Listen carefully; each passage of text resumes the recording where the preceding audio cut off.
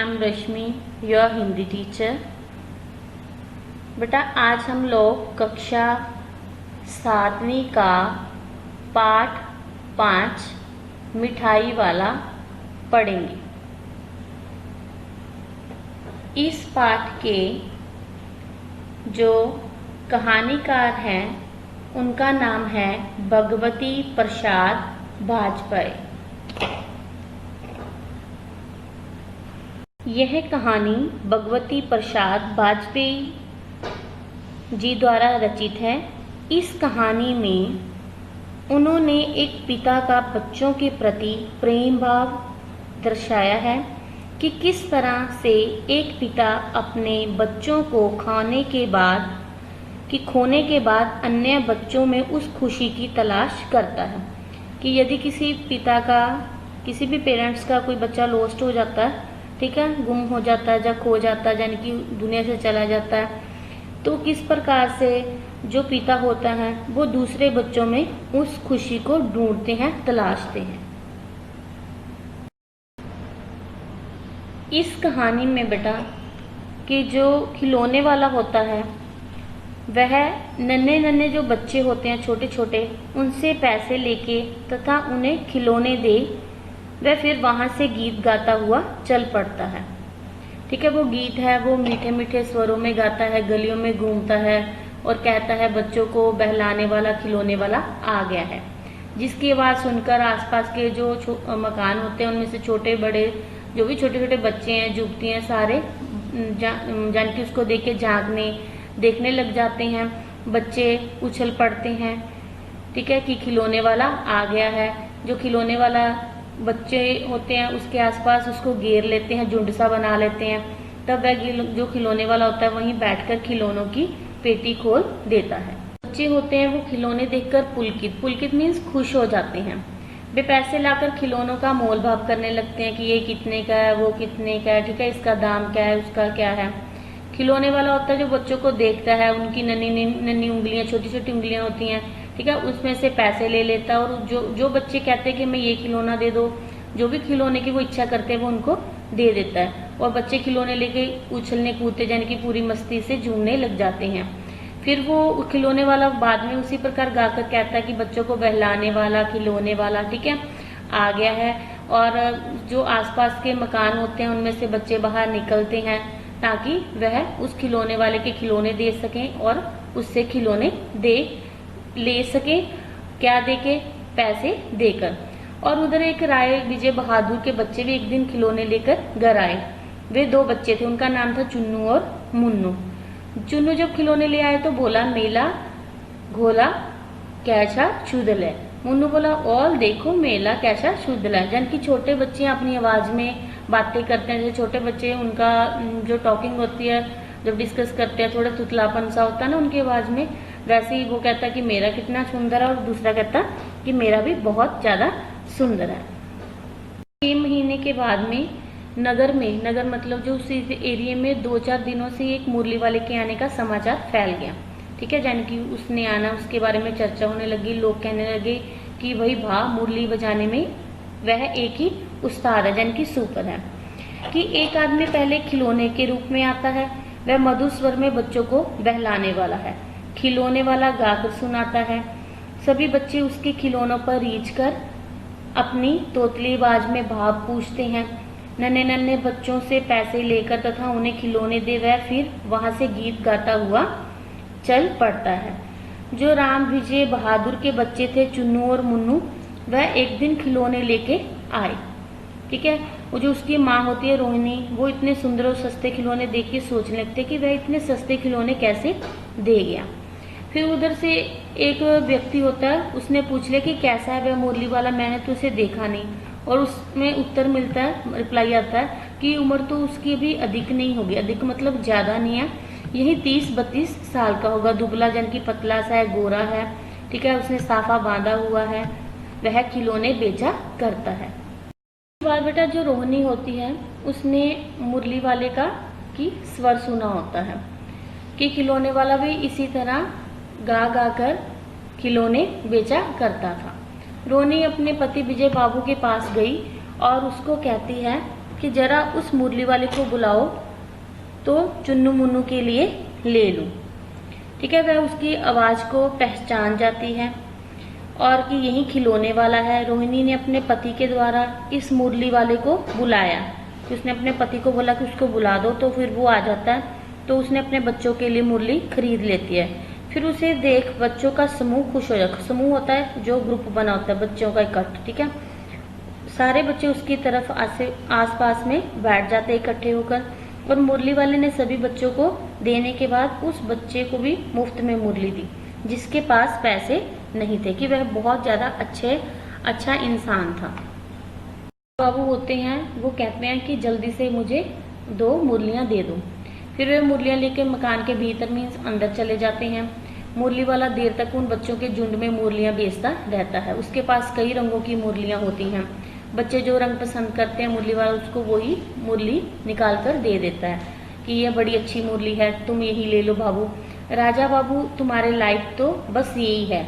हाँ भैया तुम वही देंगे, ये लो, तुमको वैसी ना चाहिए। कि ये सारी आपस में चर्चा कौन कर रहा होता है? मुरली वाला और उसके आसपास में जो बच्चों का ग्रुप या समूह बैठा होता है। इसके बाद 8 मास बाद, मास होता 8 महीने के बाद, ठीक है, सर्दियों में एक मिठाई बेचने वाला गीत गाता हुआ आया। रोहिणी को इसका स्वर भी कुछ सुना हुआ सा लगा। ठीक है, क्योंकि वो परिचित सिर्फ जानती थी पहले। वह अपनी छत से तुरंत नीचे आई और उसने मिठाई वाले को बुलाया। रोहिणी के पूछने पर उसने बताया कि वह इससे पहले खिलौने और मुरली बेचा करता था। रोहिणी उनके निकट आ गई और दादी चुन्नू मुन्नू के लिए मिठाई लेनी है, जरा कमरे में चलकर ठहराओ, मैं उधर कैसे जाऊं, कोई आता ना हो, जरा हटकर मैं भी चिक्की और ओट में बैठी रहूंगी कि पीछे खड़कर मैं उसको देखती रहूंगी। दादी बोलती है कि 16 तो बहुत कम है। मिठाई वाला पूछता है कि 16 दे दूं? तो बोलती है भला 25 तो देते। ठीक है, मिठाई वाला कहता है नहीं दादी कि मैं ज्यादा नहीं दे सकता, इतना भी देता हूँ कि यह अब मैं तुम्हें क्या कि मैं और आपको इससे ज्यादा नहीं, अधिक मतलब ज्यादा नहीं दे सकूंगा। जो रोहिणी थी वो दादी के पास ही थी और बोली कि दादी फिर भी काफी सस्ता दे रहा है कि ले लो। ठीक है, कि 4 पैसे की तो है। तो मिठाई वाला मिठाइयाँ गिनने लगा, तो 4 की दे दो। और तो फिर बाद में क्या होता कि वो कहता है कि 25 की नहीं 20 ही दो। अरे हाँ, मैं बूढ़ी हुई मोल भाव, अब मुझे ज्यादा करना आता भी नहीं। कौन बोलता है? ये बूढ़ी दादी बोल रही होती है। और ये कहते हुए दादी के जो उसकी गाल होती है उसको पोपला मुंह यानी कि चिपका सा होता है, तो हल्की सी मुस्कुराहट यानी कि हंस पड़ती है वो। तो रोहिणी ने दादी से कहा कि दादी इससे पूछो कि तुम इस शहर में और भी कई बार आए हो या पहली बार आए हो, तो कि तुम यहाँ के निवासी हो या कहीं और के हो। तो दादी ने उससे पूछने की चेष्टा की, तो मिठाई वाले ने उत्तर दिया कि मैं पहली बार नहीं, मैं कई बार इस मोहल्ले में आ चुका हूँ। दादी उठकर कमरे में आके बोली कि ये मिठाई वाले इधर आओ। मिठाई वाला जब उसके पास आ जाता है तो वो पूछता है कि कितनी मिठाई दूं आपको। तो वो बोलता है कि ये नए तरह की मिठाई है, रंग बिरंगी है, कुछ इसमें खट्टी है, कुछ मीठी है, जायकेदार है। ठीक है, कई देर तक मुंह में टिकती है, जल्दी नहीं घुलती, कि बच्चे इसको बड़े चाव से खाते हैं। वो किसके बारे में बता रहा है? सारा कुछ अपनी मिठाई के बारे में बता रहा है कि इन गुणों के सिवा ये खांसी भी दूर करते हैं, कि उसने कुछ मिठाई में ऐसा औषधि वगैरह कुछ डाली होती है, नेचुरल प्रोडक्ट यूज किए होते हैं कि जिससे उनको कफ भी नहीं होती। फिर वो पूछता है कि कितनी दूं, कि चपटी गोलदार पहरेदार गोलियां हैं, कि पैसे की 16 देता हूँ। आज बेटा क्या होता है कि मिठाई वाला बताता है कि मैं भी अपने नगर का एक अच्छा प्रतिष्ठित होता है बहुत अच्छा आदमी हूँ, कि मेरे पास मकान, गाड़ी, नौकर चाकर सब कुछ था। अपने बारे में बता रहे हैं कि मेरी पत्नी थी, 2 छोटे छोटे बच्चे भी थे, वह मेरे सोने का संसार था, कि मुझे बहुत हम लोग अच्छा जीवन व्यतीत कर रहे थे। मेरी पत्नी भी बहुत सुंदर थी, बच्चे भी बहुत सुंदर थे। ठीक है, उनकी अटखेलियों के मारे घर में कोलाहल मचा रहता, यानी कि घर उसका गूंजता रहता था बच्चों के कारण। कि इस समय जो है वो बलवान है। समय की गति के बारे में बताया कि अब कोई भी नहीं है उनके घर में। दादी की प्राण निकाले नहीं निकले। ठीक है, इसलिए वह उन बच्चों की खोज में निकला है, क्योंकि अब उनके घर में ना तो उसकी पत्नी है ना उसके बच्चे हैं। तो उसकी बातों को सुनकर कि बहुत ज़्यादा उनको भी दुख महसूस होता है। वह फिर कहता कि वे सब अंत में कि यही आखिर कहीं न जन्मे ही होंगे। उस तरह रहता गुल गुल कर मरता, कि वह सारा दिन उनके बारे में सोचता रहता था। इसके बाद कि वो अपने बच्चों की, तभी वो कहता है कि मुझे अब इन बच्चों में अपने बच्चों की झलक सी दिख जाती है।